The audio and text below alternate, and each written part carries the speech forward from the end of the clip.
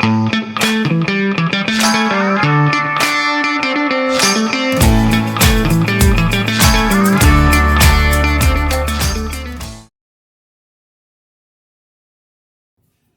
y'all, here is a video of Captiva in Southwest Florida. We were there. This would be Monday, the July 15th, I believe. This is us driving in. As we can see, I have never been to Captiva. I've been to Sanibel, but not over to Captiva last year.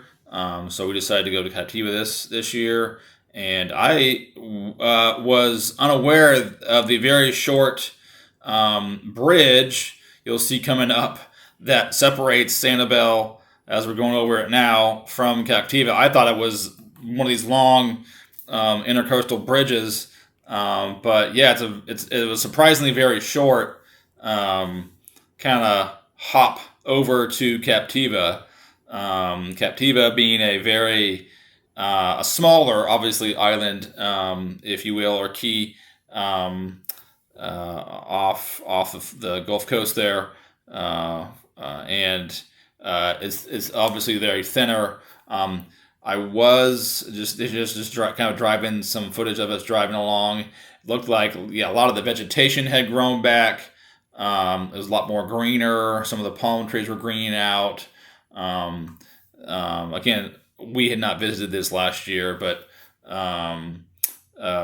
even driving in through Sanibel, it looked the same. So it looked like Captiva had definitely, housing wise, almost fully recovered. A lot of the houses and businesses were rebuilt and open, had been repaired. There was not debris all over the place. There was not, at least on this main road in, you couldn't see dilapidated or unfinished or destroyed or halfway destroyed housing. A lot of the housing, if not all of it, had been repaired, rebuilt. So that was very encouraging to see, based upon what we saw in Sanibel and Fort Myers last year. So this is kind of cool. You're kind of driving along the beach here, lined with palm trees, and it's kind of nice to not see a bunch of massive resorts, high rises. I'm sure there's probably ordinance or some sort of covenant that disallows that anyway. But I mean, these are pretty massive houses, like you see on the right there, and such. But it was just kind of more of an island feel.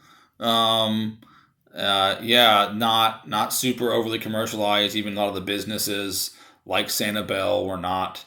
Again, I think I read there's some sort of restriction on commercialized businesses anyway on both of these islands. But there were a lot of mom and pop businesses.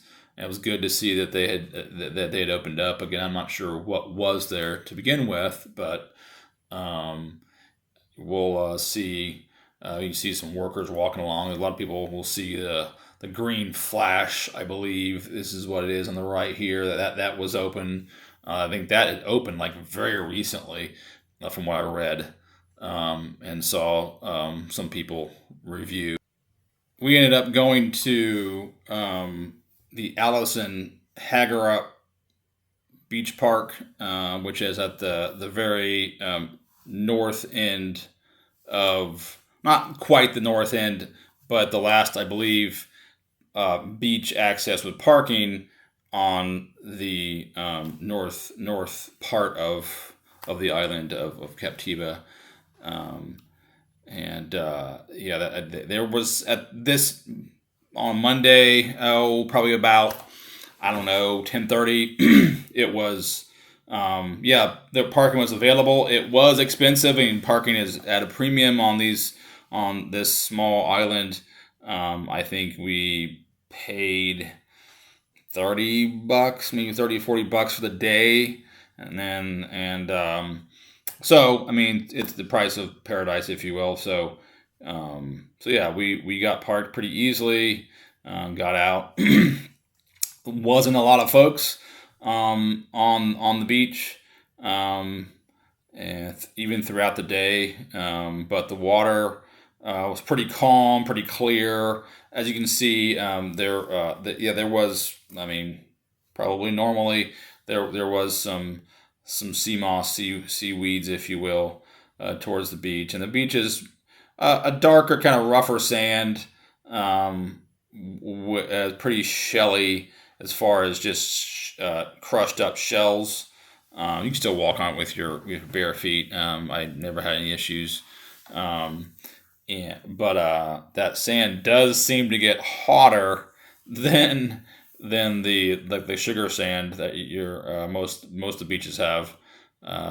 So, but but yeah, surprisingly, maybe I expected more than I should have. But yeah, the very little shells that we found at all on the island. We found a ton on Sanibel last year. So, um, but yeah, overall enjoyable day. We just kind of hung out, really decompressed, and just didn't do anything but just kind of sat and in our chairs, talked and got in the water occasionally. And yeah, Captiva was a great island to explore.